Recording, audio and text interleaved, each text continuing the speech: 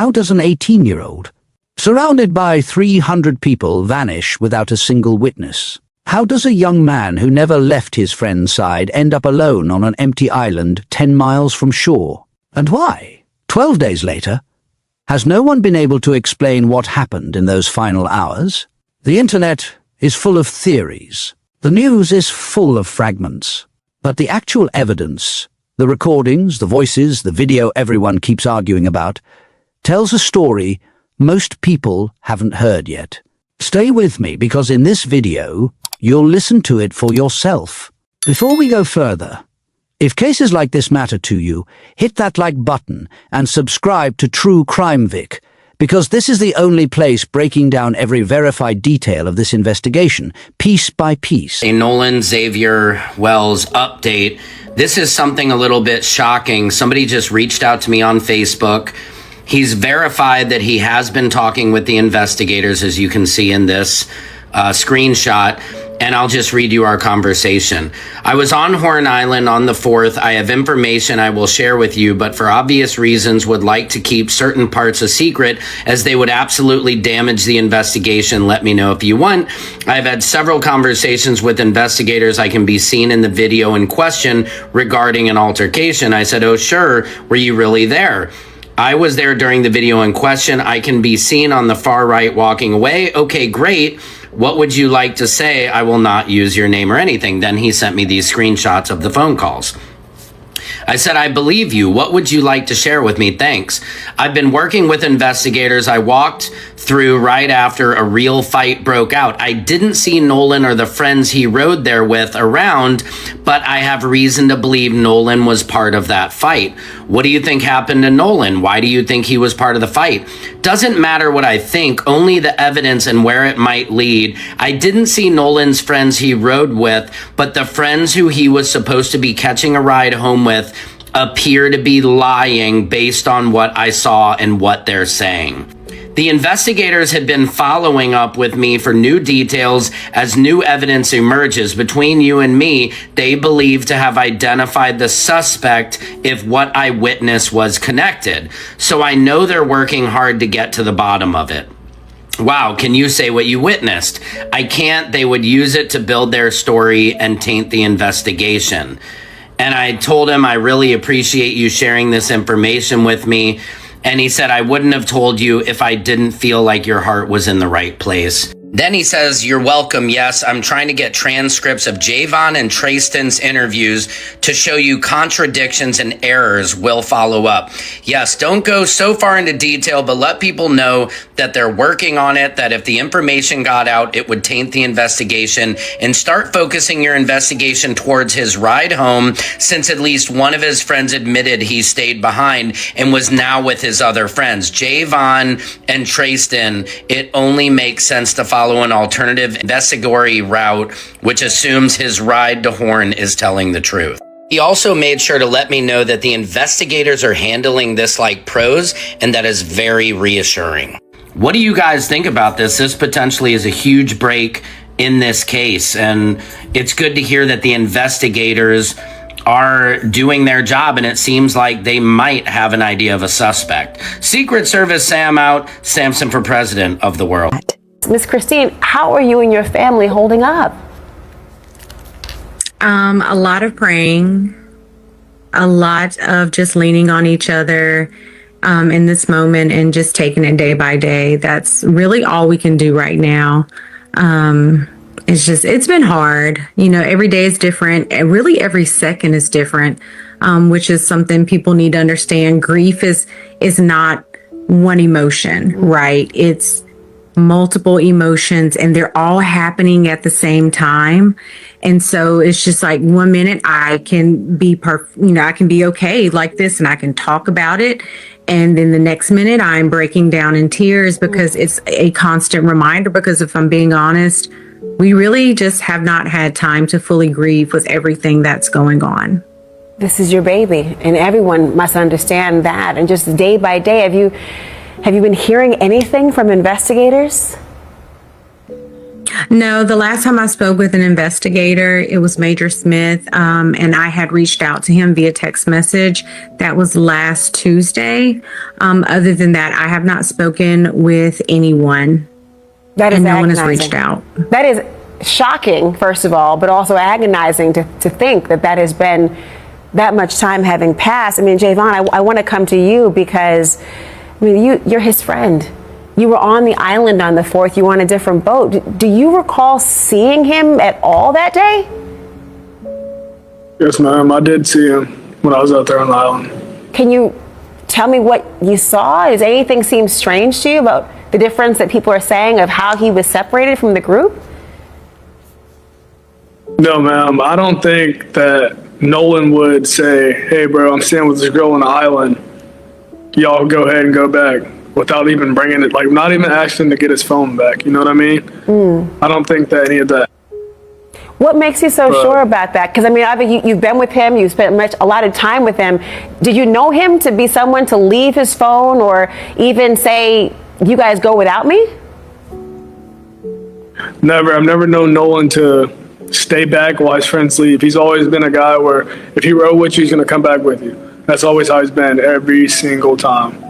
You know, this friend of his, Trayston, also told ABC that that video people have been talking about that was said to show some sort of altercation, it did not involve Nolan. He says it was actually him yelling in the video and that you and a family member were holding him back because he'd been in a fight. Is that accurate?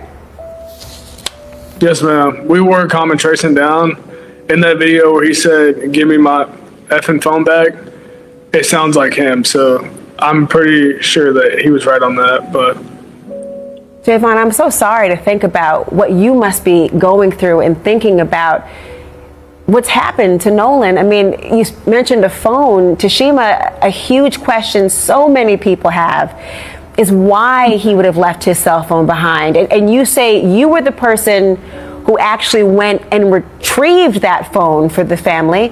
How did you get your hands on the phone? Where was it? That is correct. Christine called me and told me, hey, where are the boys? Nolan hasn't been heard from since such and such time.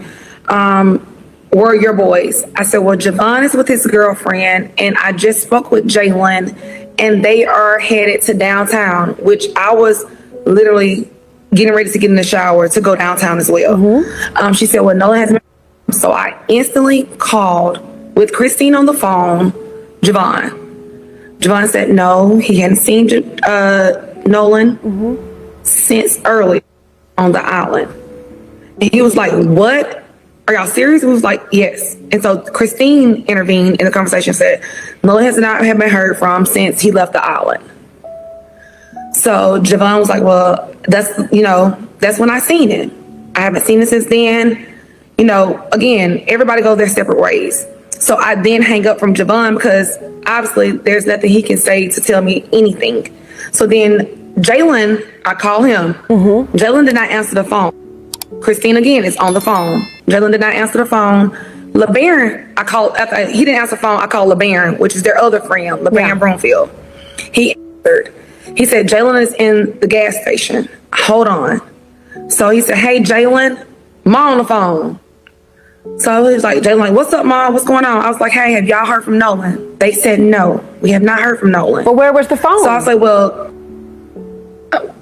okay. So that's when we started tracking the phone. Well, for Christine, it said one place, but for them on Snapchat, it showed another place. So that's the place we went to. And it showed that everybody that was in the house, it was like a lot of people there. Like it was, I'm not familiar with all the kids. I only know like one or two people there. But it showed that the phone was at what a lot of people were at. So that's how we knew where to go to. We went there. They were all there. They were sitting there, lights off, watching TV.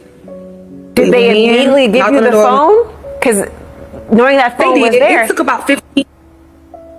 They did. They gave me the phone, but it took about 15 minutes to get the phone. Because I even asked, I'm like, did y'all have to walk back to Horn Island to get the phone? Or like, where's the phone? Because it took so long when they said it was in, when Wyatt told me it was in his truck, it took him so long to get the phone back to me.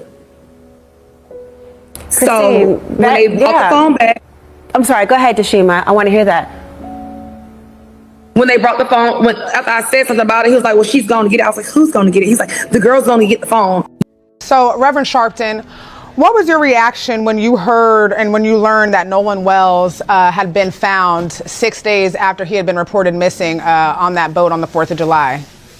I was, first of all, stunned at the fact that this young man is going out, he and 3 friends, he black, they white, and a day later his mother and them start searching for him. No one comes forward. And then they find out after 2 days that they claim his body was washed up and that he'd given his cell phone and his keys to one of the 3 friends, saying he didn't want to go back from Horn Island with them. Well, first of all, it's very, very unlikely for most 18-year-olds to ever give up their cell phone. But if you're going to stay on an island that nobody's there other than people, tourists or partiers, why would you want to give up your cell phone?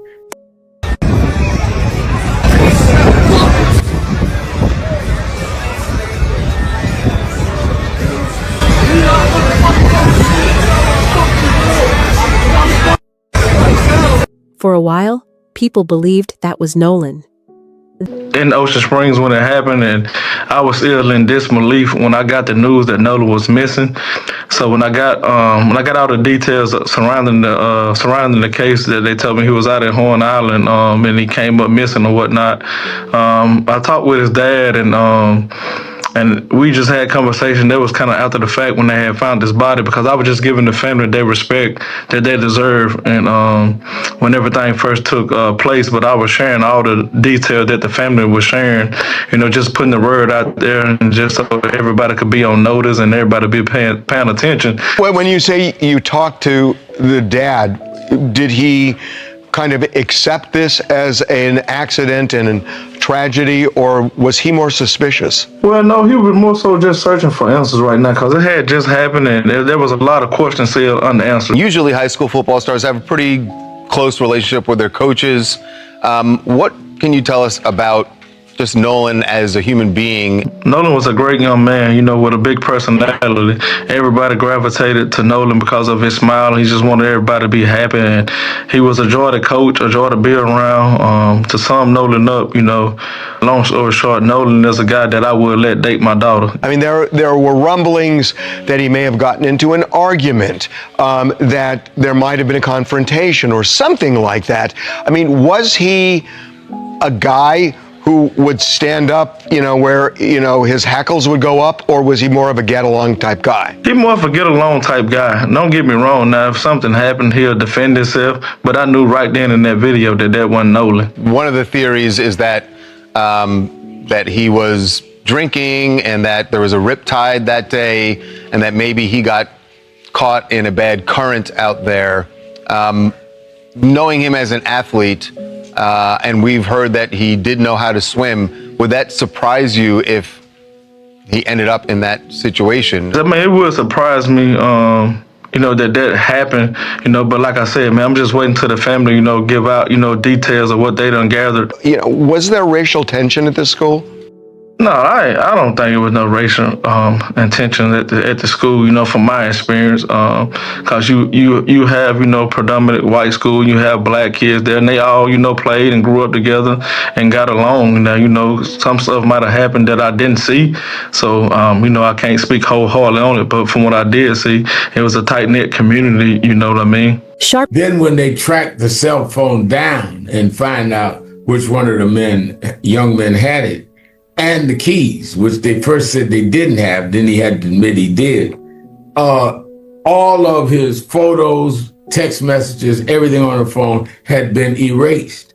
So what hit me strange, one, he's missing without a cell phone. Two, you lie about whether or not you had the cell phone and the keys. And three, everything's erased from the cell phone. That's too many unanswered questions for us not to say that something is amiss here. And on top of that, the sheriff to come out and say they'll check it out, but they suspect no foul play. How do you know that when you just brought a body out of the water? With that being said, what more evidence? You literally just brought up his cell phone is missing. The young man says one thing and then goes back and the cell phone and the keys are found with him. What more evidence do you think is needed for the sheriffs and the investigators to say that there is suspected foul play in this case? I think that the evidence that is needed to build on is already there. Have they brought these three young men in for questioning under oath? Have they gone through a search of fingerprints and other things on the cell phone? Either they are doing policing or they're doing covering up. And that is why Ben Crump and Nash X Network and I got involved. The real unfortunate part is with this present administration in Washington, Donald Trump. You can't even say, as we've said historically, whether it was from Abner Louima in the 90s to George Floyd a couple of years ago, we'll go get the feds. You can't get this Justice Department. What we can do, though, is go to state court and sue and depose these young men on what they were doing. So there's going to be a legal strategy that Ben Crump, who's the best at it, will do. I'm going to continue to stand with the family and mobilize people around the country so that this does not go off the minds of the American public.